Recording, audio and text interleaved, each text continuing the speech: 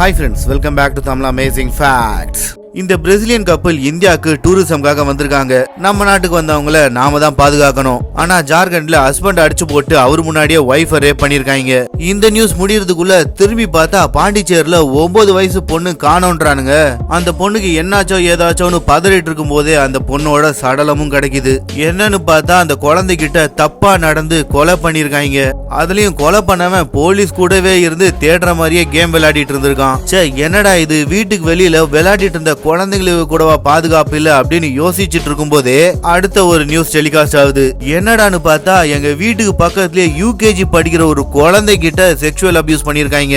இந்த நியூஸ் பார்த்த உடனே என்ன அறியாமையே என் கண்ணுல தண்ணி வர ஆரம்பிச்சிருச்சு. ஏன்னா யூகேஜி படிக்கிற குழந்தை கிட்ட என்ன இருக்குண்டா தொட்டானுங்கன்னு தான் தெரியல. அதுவும் ஒருத்தன் இல்ல 2 பேர். ஒருத்தன் மியூசிக் டீச்சர், இன்னொருத்தன் பிடி டீச்சர். குழந்தைங்களை வீட்டுக்கு வெளியில விளையாட விட்டாதான் இந்த மாதிரி எவனாவது ஒருத்தன் பண்றானுங்கன்னு பார்த்தா ஸ்கூலுக்கு அமிச்சா கூட அங்க சில புறம்போக்கு நாயங்க இருக்கதான் செய்யுது. இவனுங்கெல்லாம் இதெல்லாம் எந்த தைரியத்துல செய்யறானுங்கன்னு தான் தெரியல. தண்டனைகள் கடுமையா இருந்தாதான் குற்றங்கள் குறையும் அப்படின்னு நம்ம சொல்லிட்டு தான் இருக்கோம். ஆனா குற்றங்கள் குறைஞ்ச பாடு இல்ல. நாளுக்கு நாள் பெண்களுக்கு மட்டும் இல்ல, குழந்தைங்களுக்கான பாதுகாப்பும் பயங்கர கேள்விக்குறியா தான் இருக்கு. அந்த காலத்திலயும் ரேப் நடந்துட்டு தான் இருந்துச்சு. ஆனா தண்டனைகள் பயங்கரமா இருந்ததுனால படிப்படியா ரேப் கம்மியாயிடுச்சு. அந்த மாதிரி சில தண்டனைகள் பத்தி தான் நாம இன்னைக்கு இந்த வீடியோல பார்க்க போறோம். தண்டனைகளை பத்தி பார்க்கறதுக்கு முன்னாடி நாம சில இன்ஃபர்மேஷனை பத்தி பார்த்துடலாம் வாங்க. இந்தியால வருஷத்துக்கு மினிமம் 30,000 கேஸ் ஆகுது ரேப்புக்கு அகேன்ஸ்டா ரெஜிஸ்டர் ஆகுது. அதாவது ஒரு நாளைக்கு கிட்டத்தட்ட 82 கேஸ் ரெஜிஸ்டர் ஆகுது. அதுல நம்பர் 1 பிளேஸ் ஒன்னு ராஜஸ்தான் இருக்கும், அப்படி இல்லையா உத்தரப்பிரதேஷ் இருக்கும். 2022ல ராஜஸ்தான்ல மட்டும் கிட்டத்தட்ட 5399 கேஸ் ரெஜிஸ்டர் ஆயிருக்கு. அதே தமிழ்நாட்டுல கிட்டத்தட்ட 421 கேஸ் ரெஜிஸ்டர் ஆயிருக்கு. தமிழ்நாட்டுல 2022ல 400 பேரா அப்படின்னு ஷாக் ஆனீங்கன்னா 2023 டேட்டாவை பார்த்து இன்னும் பயங்கரமா ஷாக் ஆயிடுவீங்க. ஏன்னா 2023ல அதாவது போன வருஷம் தமிழ்நாட்டுல கிட்டத்தட்ட 608 கேஸ் ரெஜிஸ்டர் ஆயிருக்கு. அதாவது வருஷம் வருஷம் கேஸ் குறையும்னு பார்த்தா இது இன்க்ரீஸ் ஆயிட்டே தான் போயிட்டு இருக்கு. இதுக்கே ஷாக் ஆயிட்டா இப்படி பாதிக்கப்பட்டதுல 70% மேல 18 வயசு கீழே இருக்கிற பொண்ணுங்க. இது மட்டும் இல்ல, இதை விட ஷாக்கிங்கான விஷயம் என்ன தெரியுமா? இந்த தப்பு பண்ணவங்கல 90% ஆளுங்க எல்லாமே அந்த பொண்ணுங்களுக்கு நல்லா தெரிஞ்சவங்க தான், தெரியாதவங்க எல்லாம் கிடையாது. அந்த பொண்ணுக்கு தெரியாதவங்க தான் இந்த தப்பு பண்ணிருப்பா அப்படின்ற பின்பம் நிறைய பேருக்கு இருக்குல்ல. அது எல்லாமே போய் நல்லா தெரிஞ்ச க்ளோஸ் ரிலேஷன் இருக்கிறவன் தான் நிறைய தப்பு பண்றானுங்க. இதெல்லாம் பார்த்துட்டு ஐயோயோ இனிமே பொண்ணுங்களை வீட்டை விட்டே வெளியில அனுப்ப கூடாது, பழைய காலத்து மாதிரியே வீட்டுக்குள்ளே வச்சுக்கணும் அப்படின்னு நினைக்காதீங்கப்பா. ஏன்னா இது பொண்ணுங்களோட தப்பு இல்ல, அவங்கள தாக்க வர சில தெரு நாய்களோட தப்பு. முடிஞ்ச வரைக்கும் பெண் பிள்ளைகள் கிட்ட கொஞ்சம் க்ளோஸா பழகுங்க. அவங்க கிட்ட பேசி என்ன நடந்தாலும் நான் இருக்கிறேன் அப்படின்ற தைரியத்தை கொடுங்க. என்ன நடந்தாலும் நம்ம வீட்டுல சொல்லணும் அப்படின்ற தைரியம் பொண்ணுங்களுக்கும் வரணும். அதே மாதிரி உங்க வீட்டுல ஆண் புள்ள இருந்தா பொண்ணுங்க கிட்ட எப்படி நடந்துக்கணும் அப்படின்றதையும் கத்து கொடுங்க. இத எல்லாத்தையும் உங்க வீட்டுல சொல்லி கொடுக்க வரப்போற ஜெனரேஷன் நல்லா இருக்கும். சரி, அந்த காலத்துல ரேப் பண்ணா என்னென்ன தண்டனை கொடுப்பாங்கன்றது பாத்துடலாம் வாங்க. ஜூடஸ் கிரேடில் பிரமிட் ஷேப்ல ஷார்ப் டிவைஸ் ஒன்னு சேர் ஹைட்ல இருக்கிறதா நினைச்சுக்கோங்க. அந்த ஷார்ப்பான எட்ஜ் மேல தப்பு செஞ்சவங்களோட ஆசன வாயு இருக்கிற மாதிரி அவங்கள அது மேல உட்கார வச்சிருவாங்க. அதுக்கப்புறம் அவங்களோட கைய நல்லா கெட்டிட்டு அவங்களோட கால்ல வெயிட்ட தொங்க விட்டுருவாங்க. இந்த தண்டனை சில மணி நேரத்துல இருந்து சில நாட்கள் வரைக்கும் நீடிக்கும். இந்த தண்டனை பப்ளிக்ல அவங்களோட ட்ரெஸ் அவுத்துட்டு அம்மனமா தான் செய்வாங்க. கொஞ்சம் கொஞ்சமா அவங்களோட கால்ல வெயிட் ஏற ஏற அவங்களோட பாடி தன்னால கீழே இழுக்க ஆரம்பிச்சிடும். இப்ப அந்த ஷார்ப் எட்ஜ் அவங்களோட ஆசன வாயுவை கிழிச்சுக்கிட்டு உடம்பு கிழிச்சுக்கிட்டு போகும். இப்படியே கொஞ்சம் கொஞ்சமா அவங்களோட கால்ல வெயிட் ஏற ஏற அவங்க உடம்பு தன்னால கீழே இறங்க ஆரம்பிக்கும். கடைசியில அந்த ஷார்ப்பான டிவைஸ் தப்பு செஞ்சவங்களோட உடம்ப 2 துண்டா பிச்சு கிழிச்சு எரிஞ்சிடும். சார்டின் ஆஃப். இதுல தப்பு செஞ்சவங்கள பப்ளிக்ல தலைகீழா ஃபர்ஸ்ட் தொங்க விடுவாங்க. அதுக்கப்புறம் கால் 2த்தையுமே விரிச்சு தனித்தனியா கட்டிடுவாங்க. அதுக்கப்புறம் பெரிய ரம்பம் ஒண்ணு எடுத்து ஆசன வாயுல வச்சு அவங்க உடம்ப அறுக்க ஆரம்பிப்பாங்க. பொறுமையா அறுக்க ஆரம்பிச்சு பாதியோட அப்படியே நிறுத்திடுவாங்க. ஏன்னா ஃபுல்லா அறுத்தா மனுஷன் அப்பவே செத்துருவான்ல, அதனால பாதி அறுத்துட்டு அப்படியே விட்டுருவாங்க.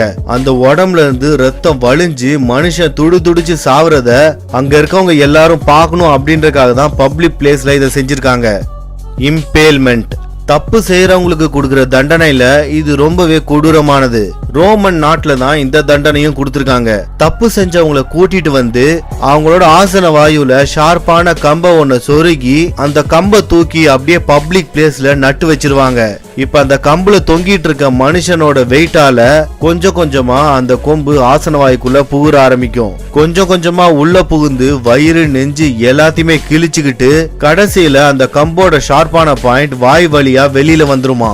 இது கொஞ்சம் கொஞ்சமா மனுஷனை எதுவுமே பண்ணாம டார்ச்சர் பண்ணி சாகடிக்கிற மெத்தட். ஒரு பக்கமா பூந்து இன்னொரு பக்கமா கிழிச்சுக்கிட்டு வெளியில வர டைமிங் மனுஷனோட வெயிட்டுக்கு ஏத்த மாதிரி அப்பப்ப மாறும். ஆனா அந்த மனுஷன் கொஞ்சம் கொஞ்சமா வலி ஏறி ஏறி துடி துடிச்சு செத்துருவான். அயன் சேர் டார்ச்சர்.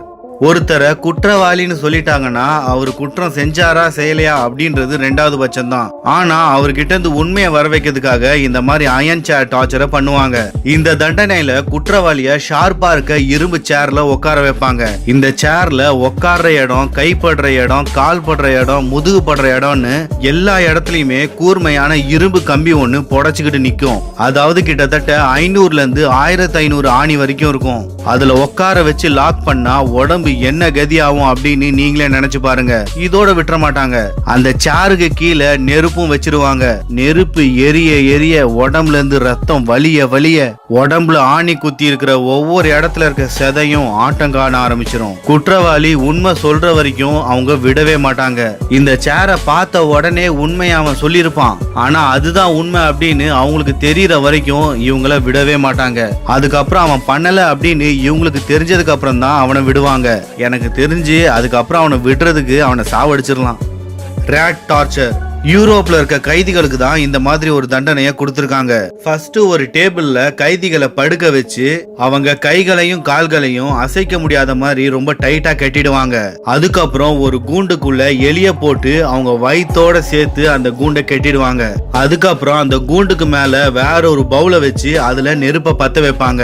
நெருப்பு எரியும் போது ஆட்டோமேட்டிக்கா அந்த பவுல் நல்லாவே சூடாகும். அந்த சூடு கீழே இருக்க கூண்டுக்கும் டிரான்ஸ்பர் ஆகி கூண்டும் பயங்கரமா சூடாகும். இப்ப அந்த கூண்டுக்குள்ள இருக்கிற எலி வெளியில வர்றதுக்காக வேற வழியே இல்லாம மனுஷங்களோட உடம்ப பிச்சு பிராண்டி கடிச்சு கொதறி அப்புறம் தான் வெளியில வரும். இந்த கொடூரமான தண்டனையை ஃபர்ஸ்ட் கைதிங்க சாவறதுக்காக தான் யூஸ் பண்ணிட்டு இருந்தாங்க.